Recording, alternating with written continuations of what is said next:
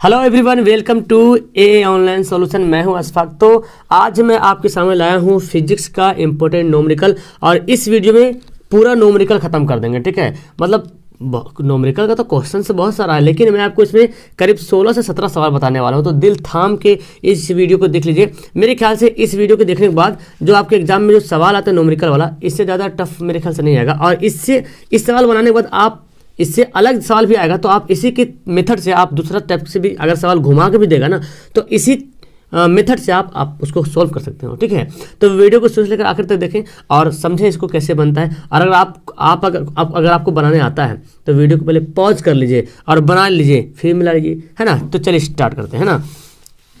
तो देखिए यहाँ पे सबसे पहला सवाल तो हम हल्का उठाए हैं, सब हल्का ही सवाल है, कोई भारी सवाल कुछ भी नहीं है। बोलते क्या कि एक गोलीय दर्पण की वक्रता त्रिज्या 24 सेंटीमीटर है। इस दर्पण की फोकस दूरी क्या होगी? सिंपल सी बात है। तो यहाँ पे क्या दिया हुआ, वक्रता त्रिज्या कितना दिया, 24 सेंटीमीटर। यानी कि यहाँ पे हमको जो दिया हुआ है, जो कि आर बराबर कितना दिया है, आर बराबर दिया हुआ है 24 सेंटीमीटर। ठीक है, आर बराबर 24 सेंटीमीटर दिया हुआ। और क्या पूछ रहा है, फोकस दूरी, इसलिए एफ बराबर आपसे पूछ रहा है एफ बराबर वाट। तो एफ, इसलिए एफ बराबर क्या हो जाएगा, R/2। ठीक है, यहाँ पे मतलब एफ बराबर R/2 हो जाएगा। अब देखो R/2, तो R का फॉर्मूला कितना होता है, R कितना दिया, 24/2 कर दो, कितना आ जाएगा, 12 सेंटीमीटर। हो गया। तो ये सब सवाल आपको ऑब्जेक्टिव सवाल में मिलेगा देखने के लिए। ठीक है, ऑब्जेक्टिव सवाल में मिलेगा बस फोकस दूरी। तो यहाँ लिख देंगे, इसलिए दर्पण की फोकस दूरी बराबर 12 सेंटीमीटर। हमारा आंसर आ गया।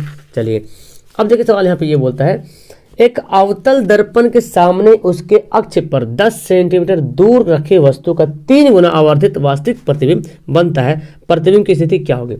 अच्छा, इसमें मैं आपको जो दर्पण का सूत्र होता है, जो लेंस का सूत्र है, उसमें से एक सवाल दिया हूँ। ठीक है, अच्छा आपको पता है 1/v + 1/u बराबर 1/f ये दर्पण है, और 1/v - 1/u बराबर 1/f ये लेंस का है। उसके अकॉर्डिंग आप कर लेंगे। तो मैं एक सवाल दिया हूँ, उससे आपको समझ में आ जाएगा। ठीक है, चलिए। तो दर्पण, एक अवतल दर्पण के सामने उसके अक्ष पर 10 सेंटीमीटर दूर रखी वस्तु का 3 गुना आवर्धित वास्तविक प्रतिबिंब बनता है। 3 गुना, कितने गुना, 3 गुना।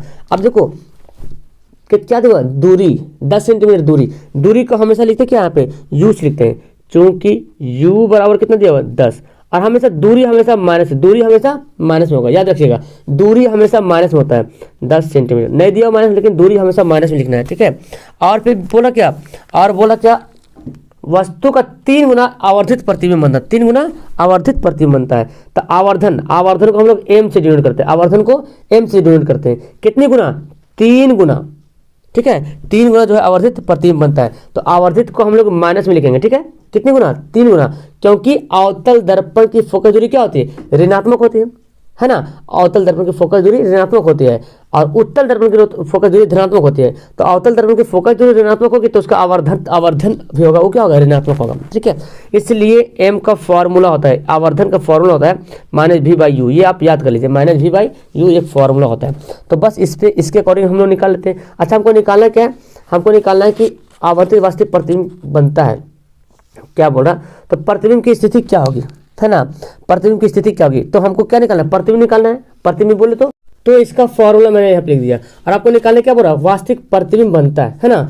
एक अवतल दर्पण के सामने उसके अक्ष पर 10 सेंटीमीटर दूरी रखी वस्तु का 3 गुना आवर्धित वास्तविक प्रतिबिंब बनता है। तो प्रतिबिंब की स्थिति, प्रतिबिंब निकालना है। तो यानी कि भी, प्रतिबिंब क्या होता है, बोलते हैं वास्तविक प्रतिबिंब भी बोलते हैं। तो हमको भी निकालना है। तो आप कैसे निकालेंगे, इसलिए भी बराबर क्या हो जाएगा, mu से गुना हो जाएगा, है ना, -mu।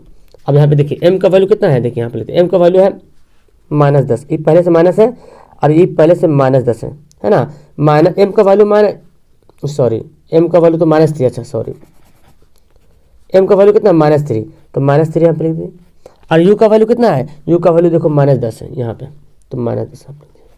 तो कितना हो गया, -+ दिया 30 माइनस में 30 क्या हो जाएगा, ये 30 सेंटीमीटर हो जाएगा माइनस में।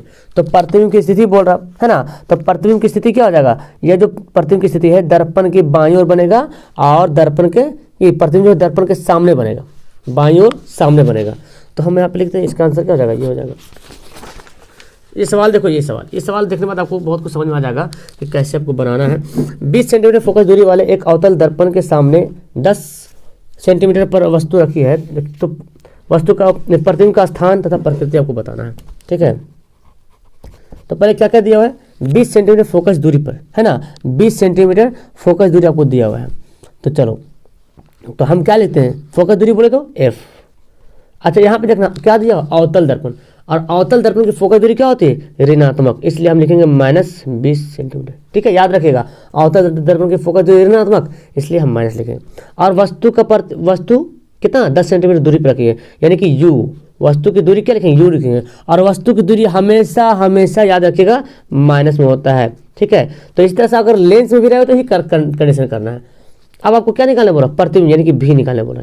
यही तीनों में से कभी कभी ये दे देगा, ये देगा, ये नहीं देगा, कभी ये दोनों दे देगा, ये नहीं देगा। तो फॉर्मूला वो याद रखेगा। एक बात आप याद रखेगा कि अगर दर्पण अवतल है तो माइनस में लिखेंगे, और अगर उत्तल है तो प्लस में लिखेंगे। ठीक है, प्रतिबिंब भी वही करना है, प्रतिबिंब भी वही करना है, प्रतिबिंब भी वही करना है। ठीक है, अगर दर्पण अवतल है तो माइनस में लिखेंगे प्रतिबिंब का जो रहेगा वैल्यू दिया हुआ है, और अगर उत्तल है तो प्लस में लिखेंगे। और यू का वैल्यू हमेशा माइनस, चाहे उत्तल दर्पण रहे, चाहे अवतल दर्पण रहे, चाहे लेंस रहे, यू हमेशा माइनस रहेगा। ठीक है, चलिए अब हम क्या करते हैं, चूंकि फॉर्मूला होता है ना, इसलिए 1/v प्लस 1/u बराबर 1/f।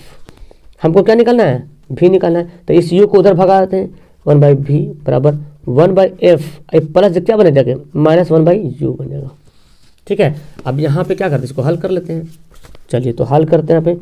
तो 1/f का वैल्यू कितना दिया हुआ है, -20 दिया हुआ है। 1/u का वैल्यू कितना दिया बच्चे, यहाँ पे देखो माइनस दिया हुआ है। तो देखो -1/20 हो जाएगा, चूंकि यहाँ पे क्या है, प्लस है, तो प्लस माइनस माइनस हो जाएगा। यहाँ पे क्या है, प्लस है, प्लस माइनस माइनस। अब देखो यहाँ पे माइनस है और यहाँ पे प्लस छुपा हुआ, तो प्लस माइनस माइनस हो गया, माइनस माइनस प्लस हो गया, 1/10 हो गया। ठीक है, अब इसको क्या करते हैं, एलसीएम लेते हैं। तो 20 हो जाएगा एलसीएम, तो 20 को 20 से भाग करेंगे -1, और 10 दूना 20, तो 2 यहाँ पे हो जाएगा, यानी कि 1/20। ठीक है, ये किसके बराबर है, यहाँ पे हम लिखते हैं, इसलिए 1/v बराबर 1/20। ठीक है, अब इसको जब करते हैं क्रॉस गुना, तो क्रॉस गुना कर दो, v को 1 से गुना करें भी होगा, 20 को 1 से गुना करें तो 20 को 1 से गुना करें क्या होगा, 20 सेंटीमीटर। ओके, क्या गया आंसर, 20 सेंटीमीटर। ठीक है, यही हमारा क्या हो जाएगा आंसर। अब देखो v का वैल्यू क्या रहा, प्लस में आ रहा, v का वैल्यू क्या रहा, प्लस में आ रहा। जब v का वैल्यू प्लस में हो रहा मतलब क्या हो रहा, पॉजिटिव बन रहा, तो प्रतिबिंब क्या होगा, आभासी होगा। क्या होगा, आभासी। अगर नेगेटिव बनता है ना, अगर नेगेटिव होता तो प्रतिबिंब क्या होता, वास्तविक होता, लेकिन यहाँ पे प्रतिबिंब पॉजिटिव बन रहा, प्लस में आ रहा, तो क्या हो जाएगा, आभासी। इसका आप प्रकृति लिख देंगे कि इसकी प्रतिबिंब जो है आभासी है। चलिए देखिए, सवाल बहुत अच्छा सवाल है। बोलता कि निर्वात में प्रकाश की चाल 3 × 10 3.00 या तो 3 × 10⁸ मीटर प्रति सेकंड हो तो 1.50 अपवर्तनांक वाले कांच में प्रकाश की चाल क्या होगी। ओके, चलिए तो इसको बनाते हैं। यहाँ पे हम पहले लिखते हैं क्या क्या चीज़ दिया हुआ है। निर्वात में प्रकाश की चाल दिया हुआ है, तो निर्वात में प्रकाश की चाल को हम C से डिनोट करते हैं, और नहीं तो आप लिख ही दो, है ना, निर्वात में प्रकाश की चाल, यानी कि C। निर्वात में प्रकाश की चाल को क्या लिखते हैं, C लिखते हैं। निर्वात में प्रकाश की चाल को C से डिनोट करते हैं। और कितना दिया हुआ, 3.00 गुना 10⁸ मीटर प्रति सेकंड, ये दिया हुआ है। ठीक है, और क्या दिया, अपवर्तनांक, कांच का अपवर्तनांक दिया हुआ है, कांच का अपवर्तनांक, इसको जो है ना हम लोग n से डिनोट करते हैं। किससे, n से। और कितना दिया हुआ है, 1.50 दिया हुआ है, ये पहले सवाल में दिया हुआ है। तो निकालना प्रकाश की चाल क्या होगा। अब देखो प्रकाश की चाल का फॉर्मूला, चूंकि यहाँ पे चूंकि अपवर्तनांक का फॉर्मूला होता है n बराबर होता है C/v। ये क्या होता है, C/v फॉर्मूला होता है। ये C क्या है, C है निर्वात में प्रकाश की चाल, और जो v है वो प्रकाश की चाल कांच में, है ना, कांच में प्रकाश की चाल। तो अपवर्तनांक यहाँ पे दिया हुआ है, कांच का अपवर्तनांक तो दिया हुआ है इतना 0.5, अपवर्तनांक वाले कांच से प्रकाश की चाल क्या होगी, मतलब प्रकाश की चाल निकालना है। ये निर्वात में प्रकाश की चाल है, लेकिन है ना, लेकिन रियल में प्रकाश की चाल है कितना, वो निकालना है। प्रकाश की चाल क्या निकालना, आपको रियल निकालना है। ओके, तो तो कांच का पूर्णांक अगर इतना है तो कांच से प्रकाश कितना गुजरेगा, प्रकाश की चाल कितना होगा कांच से। जब निर्वात में प्रकाश की चाल इतना बोलता है तो बोलता है अगर कांच का पूर्णांक कितना हो तो कांच से अगर प्रकाश गुजरेगा तो कितना की स्पीड गुजरेगा, वही निकालना है। तो फॉर्मूला होता है निर्वात अपवर्तनांक बराबर कांच का पूर्णांक बराबर C/V होता है, ठीक है। और ये जो निकलेगा ना चाल निकलेगा, किसकी चाल, कांच में कांच का पूर्णांक जिसका भी रहे उसको भी निकालना है। तो फिलहाल हमको कांच का निकालना है। तो चलिए हमको जो जगह पे दिया हम एक्चुअली हमको निकालना भी निकालना है। तो जब भी निकालना है तो भी को कर लेंगे इधर और n इधर आ जाएगा नीचे, है ना जी। तो भी को इधर करेंगे तो C/n आ जाएगा। क्लियर है, ये तो मैथ की तरह बनाते हैं। तो चलिए अब यहाँ पे क्या करेंगे, C का वैल्यू देखो 3.00 गुना 10⁸ दिया हुआ है, ठीक है, मीटर प्रति सेकेंड दिया हुआ है। और इतना कितना दिया, n कितना दिया 1.50 जो है वो n दिया हुआ है। अब इसको देखो बनाइए, इसको काटेंगे तो देखो पॉइंट के बाद 00 होने का वैल्यू कुछ नहीं रहता, ठीक है। ये तो बात याद रखो, पॉइंट के बाद 00 होने का कोई वैल्यू नहीं है, ठीक है। अच्छा यहाँ पे देखते हैं, तो हम इस पॉइंट को नहीं काटते। देखो एक्चुअली इसको जो चाल निकालना होता है ना, ये मानक रूप में निकालना पड़ता है। अब देखो 150 दूना 300 होता है, बोलो ना 150 दूना 300 होता है। तो इसको हम ऐसे रहने कुछ नहीं करेंगे, इसको काटेंगे 150 दूना 300 और 2 अंक बाद पॉइंट है ना, तो हम भी ऐसे कर देंगे, हो गया। 150 को 1.50 को 2.00 से गुना करो तो इतना आ जाएगा। और ये 10⁸8 मीटर प्रति सेकेंड। और यही तो होता है जी, यही तो होता है कांच में प्रकाश की चाल। याद कर लो, कांच में प्रकाश की चाल यही होता है और निर्वात में ये होता है। समझ आ गया। चलिए सवाल अब आपको लेता हूँ मैं। सवाल कहाँ गया, ये सवाल है आपका, चलो ये है 5 सवाल। देखो निर्वात में प्रकाश की चाल दे दिया और कांच का पूर्णांक इतना हो तो जल में, अब जल में निकालना है, जल में प्रकाश की चाल निकालना है। फॉर्मूला वही रहेगा, वही फॉर्मूला पूर्णांक का, है ना। चलिए तो आपको मैं एक बात बोलूँ, इसका मैं होमवर्क देता हूँ, ठीक है, ये बना कर बताइएगा। देखो मैं लिख देता हूँ, क्या दिया, ये C दिया है, कितना दिया 3 गुना दूं या ना दूं, चलो मैं बना ही देता हूँ। आप लिख लेना निर्वात में प्रकाश की चाल पूरा, ठीक है। और n दिया है कितना 1.33। और क्या निकालना हमको निकालना भी निकालना है, भी बराबर वाट। चूंकि n बराबर फॉर्मूला होता है C/V, अभी हम बनाए थे पीछे, C/V फॉर्मूला होता है n बराबर, ठीक है, निर्वात में प्रकाश की चाल बटा अपवर्तनांक में चाल, जो जिसके भी कांच का ये देखो ये n जो है ना, ये कांच का पूर्णांक, कभी जल का पूर्णांक दे रहा और कभी कांच का, तो कांच का पूर्णांक देगा तो कांच में बोलेगा प्रकाश की चाल निकालने के लिए। अब जल का पूर्णांक दे रहा तो जल में बोल रहा प्रकाश की चाल निकालने के लिए। तो फॉर्मूला वही याद रखिएगा, ठीक है। तो अब इसको क्या करते हैं, यहाँ पे हमको तो निकालना, ये निकालना है, C भी निकालना है। तो क्या करेंगे C/n हो जाएगा। अब देखो C का वैल्यू कितना दिया हुआ है 3.00 गुना 10⁸8। अच्छा एक बात तो आप याद रखें, कभी कभी निर्वात में प्रकाश की चाल नहीं देता है, कभी डायरेक्ट बोलता है कि यदि जल का पूर्णांक 1.33 हो तो जल में प्रकाश की चाल क्या होगी। तो आपको याद रखना है पड़ेगा कि निर्वात में प्रकाश की चाल इतना होता है, ये 100% होता है, ठीक है। तो हम जान रहे कि जल में कितना होगा। तो n का वैल्यू कितना दिया 1.33 दिया, ठीक है, 1.33 दिया हुआ है। आप इसको क्या करेंगे, इसको देखो इससे डिवाइड करेंगे, 1.33 को इससे काटेंगे, ठीक है। तो इससे काटेंगे तो करीब 2.25 के करीब में आएगा। इसको इसे जब डिवाइड कीजिएगा ना तो 2.25 के करीब में आ जाएगा। और 10⁸8 मीटर प्रति सेकंड ऐसे ही रहने का हो गया आंसर। ये क्या निकला, निर्वात जल में प्रकाश की चाल, क्या निकला, जल में प्रकाश की चाल। ओके चलिए अब देखिए, ये देखिए अवतल लेंस वाला आता है आपका फॉर्मूला। हालांकि लेंस में वो सूत्र नहीं बताया हूँ, 1/v माइनस खाली करना है, 1/v माइनस 1/u बराबर 1/f होता है, ठीक है। सेम कंडीशन जो अभी दर्पण का बताया था उसी तरह से बनाना है, खाली बस माइनस वहाँ पे हो जाएगा। अवतल लेंस की शक्ति -2 डायोप्टर है तो उसकी फोकस दूरी क्या होगी।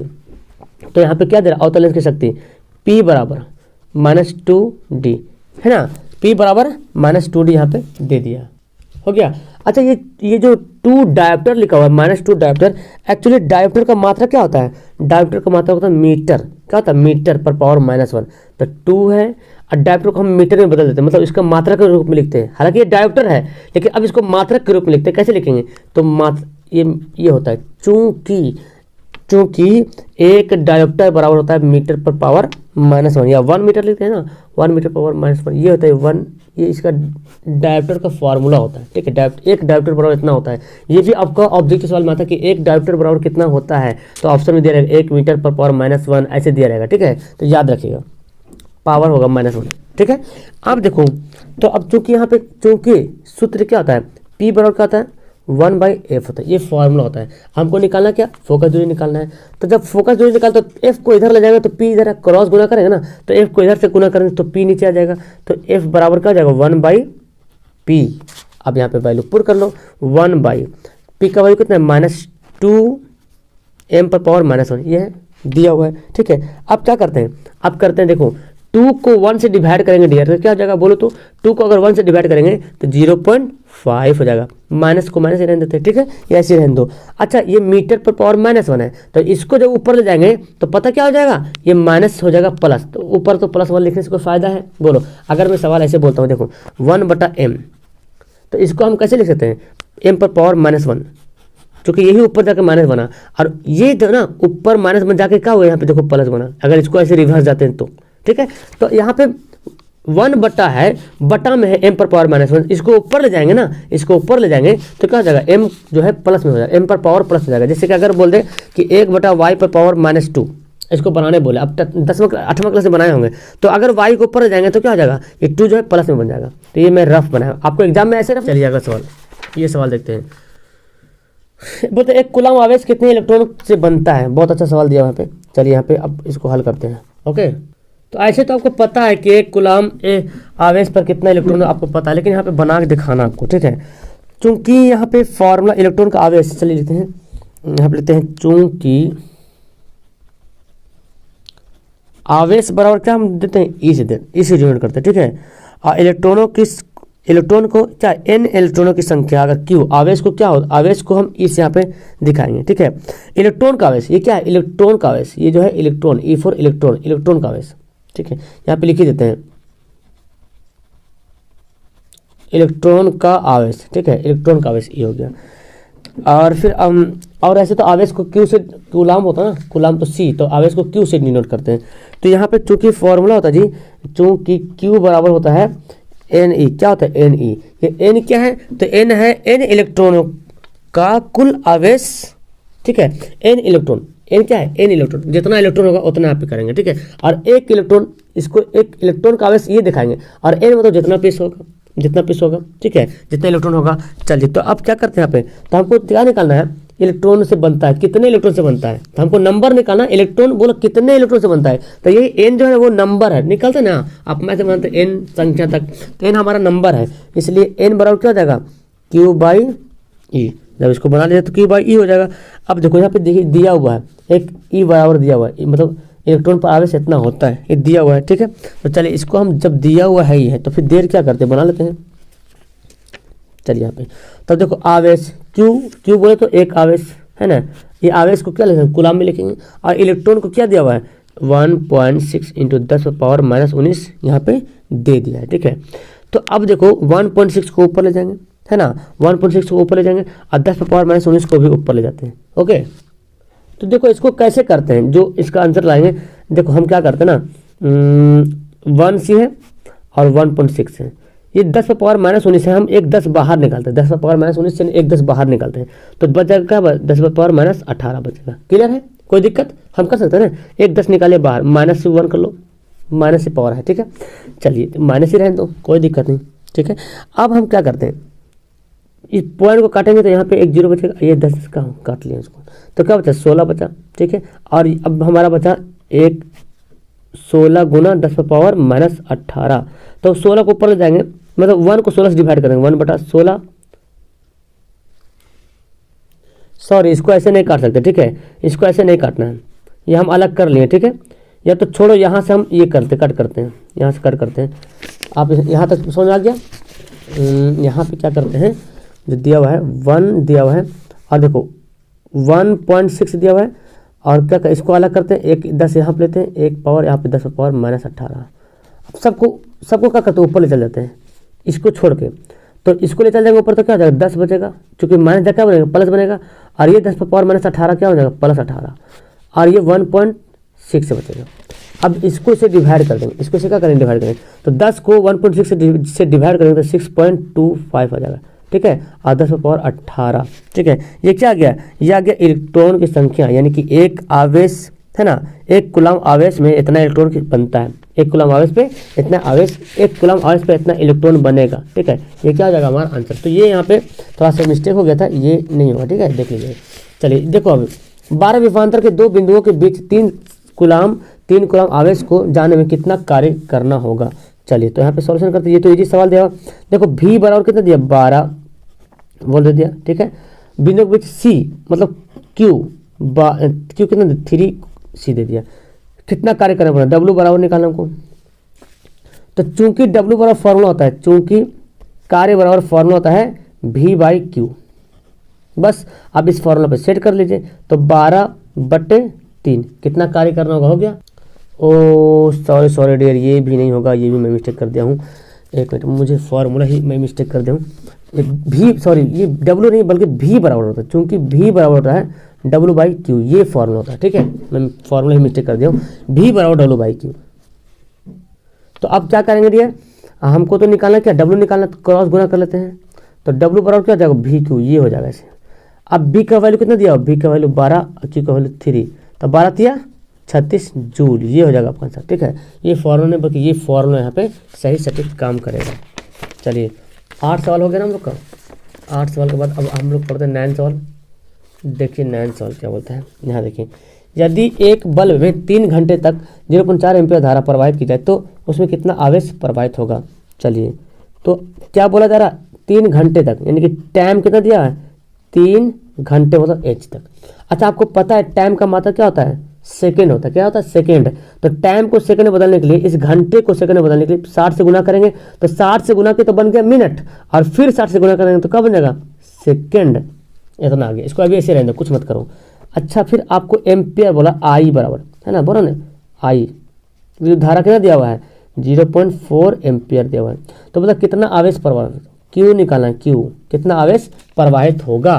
तो चूंकि Q बराबर फॉर्मूला होता है, ठीक है, तो चूंकि इसका फॉर्मूला होता है, Q बराबर फॉर्मूला होता है, चूंकि Q बराबर होता है IT, एक फॉर्मूला होता है। ठीक है, Q बराबर आवेश बराबर IT फॉर्मूला था। I का वैल्यू कितना दिया, 0.4 दिया है, और T का वैल्यू कितना दिया है, 3, पूरा लिख देते हैं, है ना। T का वैल्यू जो दिया पूरा लिखते हैं, 3 × 60 × 60। अब काटा पीटी करो, पॉइंट यहाँ से कटा, 0 यहाँ पे आ गया, 1 0 यहाँ पे कट गया, तो गुना कर दो। देखो 4 × 12, 12 × 6 72, और 72 को 6 से गुना करते हैं। 72 को 6 से गुना करेंगे तो कितना आ जाएगा आपका, जगह 43 20 आ जाएगा, गुना कर लो।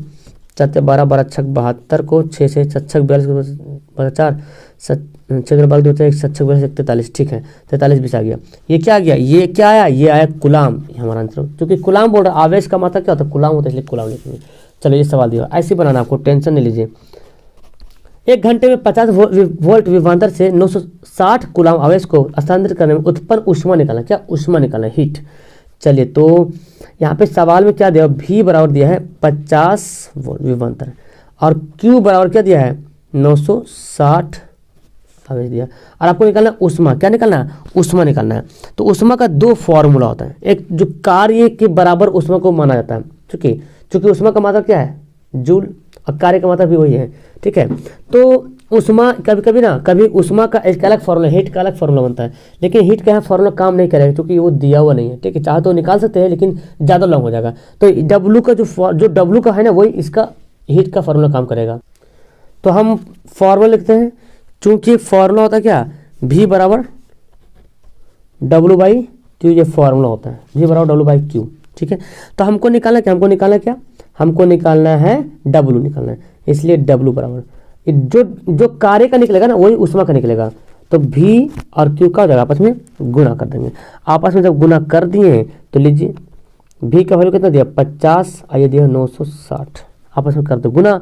तो गुना करेंगे तो यहाँ पे कितना देगा, यहाँ पर आ जाएगा 9 6 8 5 6 5 30 की 0 बाकी 3, और 9 5 45 46 47 48 और 2 0 यहाँ पे बैठ जाएगा, ये जूल आएगा। लेकिन इसको ऐसे नहीं, इसको हम अच्छा से मानक के रूप में लिखेंगे। मानक रूप में कैसे बनाते हैं, 48 लिख लिया, 3 0 बचा तो 10 पर पावर 3 कर सकते हैं। अभी मानक रूप में नहीं है, मानक रूप में पॉइंट में आता है। तो हम जब अगर 4.8 करते हैं, है ना, तो हमको यहाँ पे 10 से गुना करना पड़ेगा। अगर हम देखो इसको सोल्व करते हैं, यही आएगा, क्योंकि पॉइंट काटेंगे 10 आ जाएगा, 10 10 कटेगा। तो मानक रूप में हम ऐसे बना सकते हैं, और पहले से 10 पर पावर 3 दिया हुआ था। ठीक है, तो 4.8, तो 1 पावर यहाँ पे 3 पावर यहाँ पे कितना हो गया 4 जूल, ये हो गया क्या हीट का, ये हीट निकला हमारा, ठीक है, उष्मा निकला, उस उत्पन्न उष्मा 4.8 × 10⁴ जूल। चलिए आगे सवाल देखते हैं। ये सवाल देखिए, 20 ओम प्रतिरोध कोई विद्युत स्थिति 5 एम्पीयर विद्युत धारा लेती है तो 30 सेकंड्स में उत्पन्न उष्मा का परिणाम। अब यहाँ पे उष्मा निकालने के लिए बोल रहा है, वहाँ भी उष्मा निकालने के लिए बोल रहा है। अब देखो R बराबर कितना दिया है, 20 ओम, ठीक है, और I बराबर क्या दिया हुआ है, I दिया 5 एम्पियर, ठीक है, और ये टाइम कितना दिया हुआ है, टाइम दिया 30 सेकंड। अब निकालना आपको क्या, हीट, इसलिए हीट बराबर, हीट का फॉर्मूला होता है I²RT, ये फार्मूला होता है, ठीक है, हीट का फार्मूला क्या होता है, I²RT। अब इस पर अगर सेट करते हैं तो आपका आंसर आ जाएगा, हीट का फार्मूला ये होता है ये। तो देखिए I का वैल्यू कितना है, 5 है, तो 5 का स्क्वायर, और R कितना है डियर, R हमारा दिया हुआ है 20, और T कितना दिया हुआ है 30। चलो 30 सेकंड में दिया हुआ है, ये तो अच्छा है। अगर मिनट में रहता तो सेकंड में बदलना पड़ता है, ये ख्याल करेंगे, नहीं तो बहुत से बंदे ख्याल नहीं करते, बस ऐसे धड़ाधड़ बनाए चल जाते हैं। तो गुना कर दो, 5 × 5 = 25 हो जाएगा, और 3 दूना 6 हो जाएगा यहाँ पे, तो कितना आ जाएगा, 25 × 6 = 150, 150 यहाँ पे आ गया। लेकिन हमको ऐसे नहीं, वो क्या बोला मैं, मानक रूप में लिखना। मानक रूप में कैसे लिखेंगे, तो 15 × 10⁻³ ऐसे कर सकते हैं, कर सकते हैं। चलिए जब कर देंगे तो क्या सर कर सकते हैं, 1.15 को क्या लिखेंगे, 1.5, तो गुना 10 करना पड़ेगा, क्योंकि 15 है, इसको हल करेंगे तो ये 15 ही आने वाला है, और 10⁻³ तो कितना आ जाएगा, 1.5 × 10⁻⁴ जूल। ये भी क्या होगा, हीट निकला, क्या निकला, हीट निकला, याद रखिएगा। चलिए जब कोई बल 220 वोल्ट के विभवांतर विद्युत स्रोत से संयोजित करने पर 0.50 एम्पीयर विद्युत धारा लेती है तो विद्युत बल की शक्ति क्या होगा। तो इजी सा सवाल यहाँ पे, सवाल देखो, कभी कभी क्या होता है ना डियर, कि ये दे देगा और एम्पियर दे देगा, शक्ति निकालने बोल रहा, कभी कभी शक्ति दे देगा, विभवांतर देगा, विद्युत धारा निकालने बोलेगा। तो फॉर्मूला को कैच कीजिए, फॉर्मूला किस आधार पे है, ठीक है, फॉर्मूला पे पकड़िए तो आराम से बन जाएगा। तो हमारा यहाँ पे भी दिया हुआ है 220 वोल्ट, ठीक है, और I कितना दिया हुआ है, 0.5 एम्पियर। अब शक्ति निकालना, P बराबर वाट। तो चूंकि P बराबर फॉर्मूला था VI, बस ये डायरेक्ट फॉर्मूला बैठा देना है, P बराबर फॉर्मूला था VI। अब P बराबर जो फॉर्मूला VI होता है तब इसको बैठा लेते हैं, ओके। तो अब इसको गुना कर लेते हैं, और क्या, V का वैल्यू कितना दिया 220, और I का वैल्यू 0.50, ठीक है। अब इसको क्या करो, गुना कर दो, इजी है। तो गुना कर, देखो पॉइंट यहाँ पे काटते हैं, एक दो अंक बाद पॉइंट है, तो 2 0 लिखा, 1 1 0 1 1 0 कटा, 22 × 5 = 110। ये क्या होगा, वाट, क्योंकि शक्ति निकला, और शक्ति का मात्रा क्या होता है, वाट होता है, मात्रा तो याद होगा आपको। चलो ये सवाल देखो कि 220 वोल्ट क्या होता है, 220 वोल्ट पर एक बल्ब 25 घंटे में 1 यूनिट ऊर्जा उत्पन्न करता है, तो इसकी शक्ति क्या होगी। चलिए तो शक्ति निकालना है, ठीक है, इसकी शक्ति क्या होगी। तो चलिए यहाँ पे लिख लेते हैं। अब देखो जो जो दिया हुआ है ना, यहाँ पे लिख लेते हैं, क्या दिया हुआ है आपको, V बराबर दिया हुआ है 220 वोल्ट 25 घंटे तक, मतलब टाइम दिया कितना, 25 घंटे, ठीक है। 25 घंटा को 25 घंटे ही रहने दो फिलहाल, क्योंकि यूनिट दिया हुआ है, ठीक है। और यहाँ पे W बराबर क्या दिया, 1 यूनिट, है ना। W बराबर क्या होता है, 1 यूनिट। अगर शक्ति निकालते हैं तो 1 यूनिट, और 1 यूनिट बराबर क्या होता है, 1 यूनिट बराबर कितना होता है आपको पता है, 1 यूनिट बराबर 1 किलोवाट घंटा। क्या होता है, 1 किलोवाट घंटा। 1 किलोवाट घंटा बोले तो 1 किलोवाट घंटा बोले तो 1000 वाट प्रति घंटा। इसका मतलब हुआ 1 किलोवाट घंटा मतलब हुआ 1000 वाट प्रति घंटा, 1000 वाट प्रति 1 घंटा, 1000 वाट प्रति 1 घंटा, ये होता है, ठीक है। तो चूंकि यहाँ पे P का फॉर्मूला होता है डियर, क्या होता है, W/T, ये भी फॉर्मूला होता है, P बराबर W/T फॉर्मूला होता है P का। अब यहाँ पे सारा कुछ पुट कर लेते हैं। अच्छा यहाँ पे पुट करेंगे, हमको निकालने क्या बोल रहा, प्रतिरोध शक्ति भी निकालने वाला, दो सवाल दे रहा, प्रतिरोध शक्ति भी और प्रतिरोध भी। तो P का W कितना दिया हो देखो। अब क्या पुट करेंगे, W जहाँ पे 1000 पुट कर लिया, गुना 1 आवर बटा टाइम कितना दिया हुआ है 25, ठीक है। तो 25 से यहाँ पे काटा पीटी करो तो 25 चौक 100 कितना गया 40 वाट, क्या जाएगा 40 वाट। एक तो हमारा आंसर ये हो गया। इसको नहीं गिनना घंटा को, क्योंकि ये घंटा यही तक था, है ना। अब पावर का मात्रा क्या होता है, वाट होता है तथा। अब क्या निकलता है, आर। तो आर बराबर हमको निकालना क्या, आर निकालना है। तो यहाँ पे चूंकि P का फॉर्मूला ये भी होता है V²/R, ये फॉर्मूला पता है आपको कैसे होता है, ये फॉर्मूला V²/R P बराबर फॉर्मूला भी होता है। तो इसलिए R बराबर क्या हो जाएगा डियर, तो V²/P हो जाएगा, जब आर दे जाएगा तो पी नीचे आ जाएगा, ठीक है। तो भी का वैल्यू कितना दिया हुआ 220 गुना 220 और पी का वैल्यू कितना अभी तो निकाला, पी का वैल्यू 40। काटा पीटी करो, एक जीरो कट गया यहाँ पे। अब यहाँ पे क्या करना है, कुछ तो करना है, बस काटा पीटी करो और क्या। 2 से काटो 11 से कट जाएगा और 2 से काटेगा 2 एकम 2, देखो इतना। तो गुना कर दो, तो 11 को 11 से गुना करते 121, एक जीरो यहाँ पे जोड़ दो। ये क्या निकला, ये निकला ओम, चूंकि हमको निकालना था प्रतिरोध, तो हमारे एक आंसर ये हो गया, एक आंसर ये हो गया। समझ में आ गया। तो यहाँ पे आंसर यहाँ पे आ गया। अब देखिए, अब जो आपको सवाल दे रहा हूँ बहुत इंपॉर्टेंट सवाल है, बस ये 4 सवाल ये लास्ट बनेगा। मुझे उम्मीद है कि आप लोग दिल थाम के पढ़ रहे होंगे। चलिए, इसके बाद आपको टेंशन नहीं लेना डियर, ठीक है। एक विद्युत हीटर 220 वोल्ट के स्रोत से 10 एम्पीयर की धारा लेती है। प्रतिदिन इस विद्युत हीटर का उपयोग 5 घंटे तक किया जाता है। तो 30 दिन में कितना खर्च आएगा, कितना रुपये, जो घर में मीटर लगा होता है ना, इसी हिसाब से आप काउंट उसको कर सकते हो। चलिए, तो हम यहाँ पे सोल्व करते हैं, लिखते हैं यहाँ पे क्या क्या दिया हुआ है। भी दिया हुआ है 220 वोल्ट, हम पूरा हिंदी नहीं लिख रहे हैं, डायरेक्ट ऐसे कर दे, ठीक है। भी बराबर दिया हुआ और आई बराबर कितना दिया, विद्युत धारा 10 एम्पियर है ना, आई बराबर दिया हुआ है 10 एम्पियर दिया हुआ है। विद्युत हीटर ये धारा लेती है, ठीक है। अब प्रतिदिन जो है 5 घंटे इस्तेमाल होता है, रोज प्रतिदिन 5 घंटे चलता है, ठीक है। प्रतिदिन उपयोग लिखते हैं डायरेक्ट। प्रतिदिन उपयोग जो होता है कितना, एक दिन में 5 घंटा, एक दिन में 5 घंटा जो है इसका उपयोग होता है डियर, ठीक है। तो हमको बोला 30 दिन में कितना निकालना है, और दिया हुआ 1 यूनिट बराबर 3 रुपया। तो हमको यूनिट निकाल लेंगे, अगर हम यूनिट निकाल लेते हैं तो हम जितना आएगा उतना गुना कर लेंगे 3 से। 1 यूनिट 3 रुपये यूनिट रहता, बिहार में भी तो बेहतर होता, बहुत कम जगह जो 3 रुपये यूनिट बिजली मिलता है, ठीक है, बहुत महंगा है। तो चलिए, चूंकि हमको अब देखो क्या निकालना है, हमको तो पहले जानना है कि शक्ति कितना हीट हो रहा है, कितना उत्पन्न हो रहा शक्ति।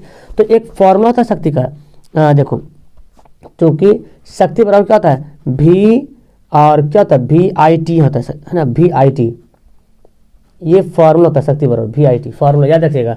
शक्ति बराबर कितना शक्ति उत्पन्न हुआ है ना, कितना ऊर्जा उत्पन्न हो, शक्ति VIT। चलिए, तो अब इस पर सेट कर लेते हैं। तो सेट करते तो कितना आता है, देखिए भी का वैल्यू कितना 220, आई का वैल्यू 10 और टी का वैल्यू कितना 5 घंटा। इसको घंटा ही रहने दें क्योंकि किलोवाट घंटा। देखो 22 पचे 110 और 2 जीरो यहाँ पे बैठ गया, ये क्या है किलोवाट घंटा, क्योंकि ये हमारा बना किलोवाट और 5 के लिए क्या हो गया घंटा, ठीक है। तो 11,000 किलोवाट घंटा यहाँ पे आ गया। तो ठीक है, इसको हम क्या लिखेंगे 11,000 किलोवाट घंटा, ये आ गया। इसको हम कैसे लिख सकते हैं, इस किलोवाट घंटा, एक मिनट, ये हमारा तो आ ही गया यहाँ पे, तो नहीं, इसको किलो मत लिखो, खाली वाट घंटा लिखो, क्योंकि ये वाट, ये इसका वाट निकला, इसका घंटा है, ठीक है, वाट घंटा 11,000 वाट घंटा। अब इसको किलो वाट घंटा बदलने के लिए क्या करेंगे, तो 1,000, चूँकि 1,000 एक यूनिट में 1,000 किलो वाट घंटा होता है, तो इसको हमको बदलना किलो वाट घंटा में। तो 1,000 से क्या करेंगे, 1,000 से क्या करेंगे, 1,000 से हम कर लेंगे डिवाइड, तो कट जाएगा, तो ये बचेगा 11 किलो वाट घंटा। अब होगा 11 किलो वाट घंटा, ठीक है। जब 1,000 से डिवाइड करेंगे तो 11 किलो वाट घंटा अब हो जाएगा, ठीक है। तो चूंकि यहाँ पे आपको पता होना चाहिए कि एक दिन में इतना यूनिट उत्पन्न हो रहा है, इतना यूनिट, ठीक है, कितना 11 किलो वाट घंटा एक दिन में चल रहा है, तो 30 दिन में कितना होगा, है ना, निकाले तो 30 दिन में कितना होगा, तब ना रुपया निकालिएगा। पहले एक दिन का रुपया दिया हुआ, 1 यूनिट का रुपया दिया हुआ है, तो बोला कि 30 दिन में कितना होता है, तो एक दिन में इतना हो रहा है, एक दिन में 30 दिन में कितना किलोवाट घंटा खत्म हो रहा है वो देख लेते हैं। तो 30 से गुना करना पड़ेगा, चूंकि यहाँ पे क्या कहते हैं 30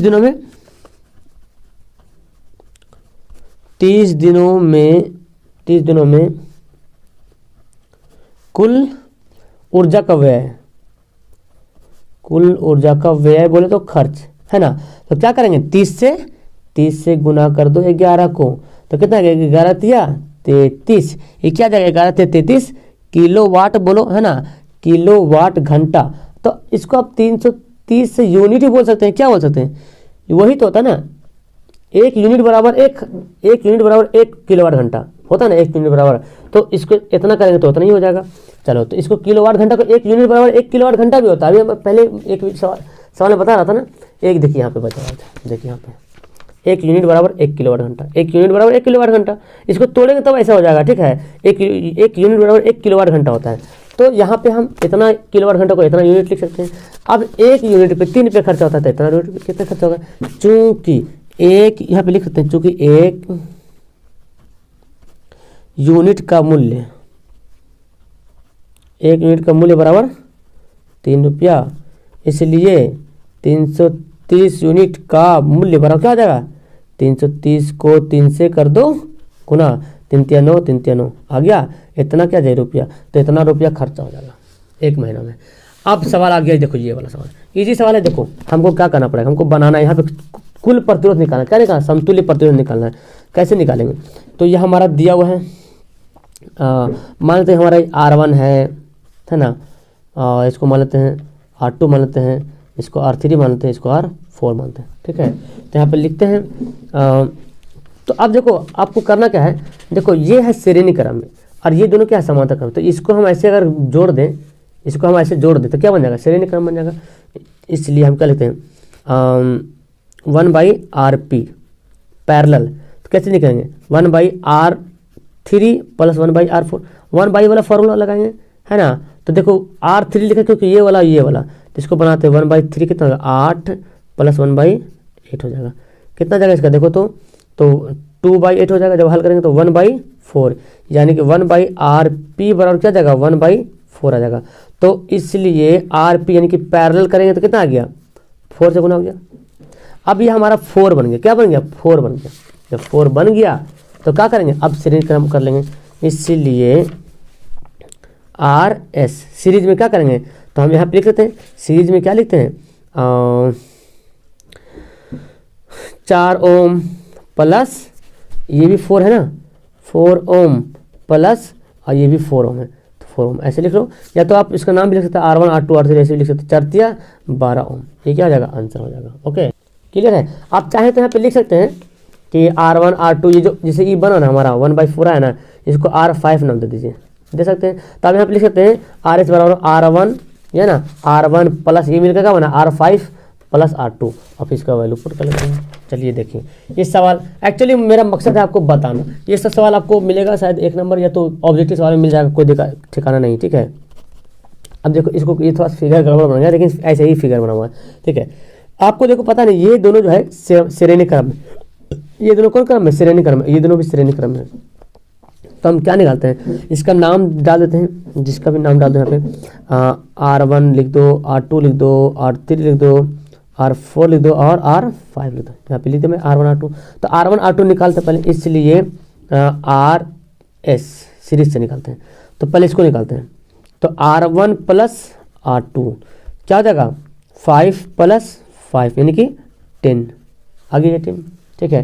तथा इधर से निकालते हैं RS निकालते इधर वाला से, यानी कि R4 प्लस R5, तो क्या बन गया, देखो R4 कितना है 20 प्लस 20 कितना है 40 ओम, हो गया ना। अब ये जो हमारा आया ना R5, इसको RS है ना, इसको RS1 मान लेते हैं, इसको RS2 मान लेते हैं, ठीक है। और हमको अब देखो ये, अब हमारा फिगर कैसे बनेगा, अब हमारा फिगर बनेगा, तो देखो चाहो तो बना सकते, कोई दिक्कत नहीं।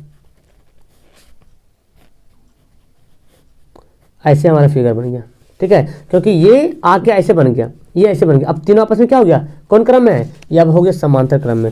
इसलिए RP बराबर, तो 1 क्या करेंगे, 1/RS1 कर लो, इसका नाम, इसका जो वैल्यू आया, ठीक है। आप लिख लो, चाहे तो ऐसे लिख लो 1/RS1 plus 1/RS2 plus 1/R3, देखिए R3, तो हम इसका नाम सिर्फ रख दिए, आप कुछ भी रख सकते, कोई दिक्कत नहीं।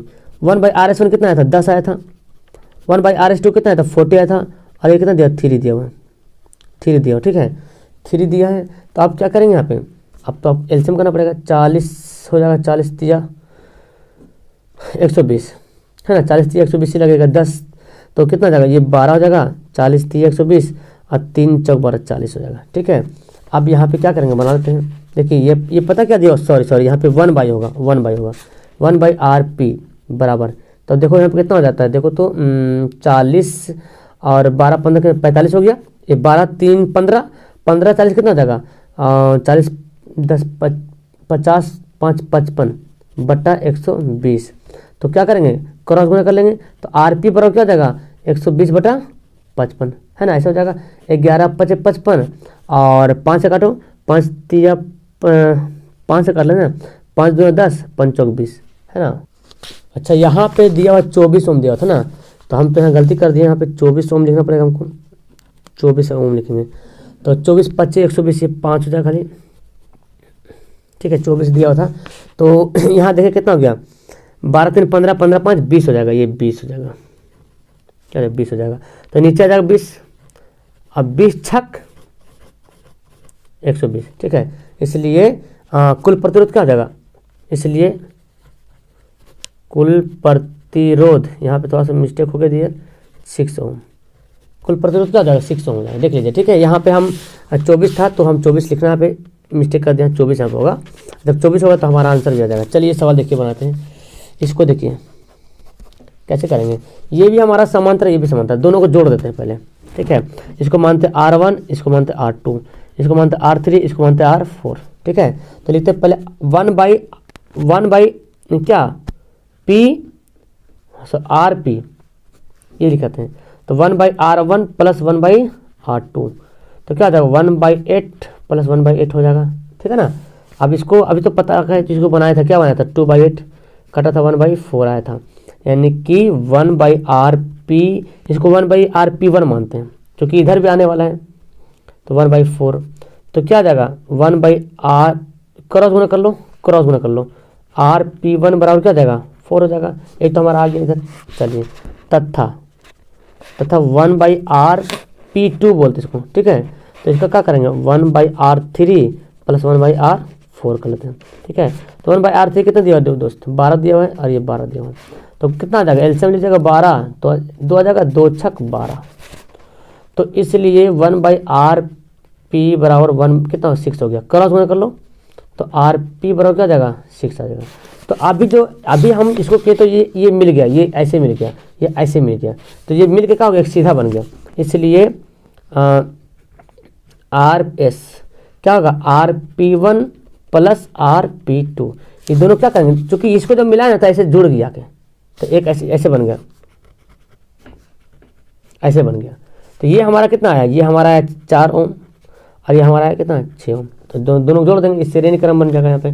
तो क्या आ जाएगा 4 + 6 कितना गया 10 ओम, ये हमारा फुल आंसर हो गया। तो इस तरह सवाल मेरे ख्याल से ऑब्जेक्टिव में सवाल दे सकता है, ठीक है। ये तो देगा तो 2 नंबर देगा, आप बना लीजिएगा, ठीक है। तो उम्मीद है कि अब आपको न्यूमेरिकल में किसी तरह कोई दिक्कत नहीं होना। अगर न्यूमेरिकल में कोई सवाल आता है तो इसी से रिलेटेड सवाल आएगा, तो आप दिमाग लगा लीजिएगा, ठीक है। आपको जरूरी नहीं कि जो सवाल आया है वही सवाल मैं बताऊँ, ऐसे तो इम्पॉसिबल है, क्योंकि उतना तो मुझे पता नहीं है। तो ये सब सवाल है जो बहुत अच्छा सवाल है मैं बताया हूँ, इस सवाल के बेसिक पे आप उसको भी हल कर लीजिएगा आराम से, ठीक है। तो चलो वीडियो कहीं पे लास्ट करते हैं, अच्छी लगी वीडियो तो लाइक करना, अपने दोस्तों को शेयर करना, ठीक है। और जो मैं दे रहा हूँ बस इसको एकदम ईमानदारी पूर्वक करते जाओ, एकदम चैलेंज के साथ बोलता हूँ, बहुत अच्छा नंबर रहेगा, बहुत अच्छा परफॉर्मेंस रहेगा आपका। Okay, that's all, thank you everyone, bye.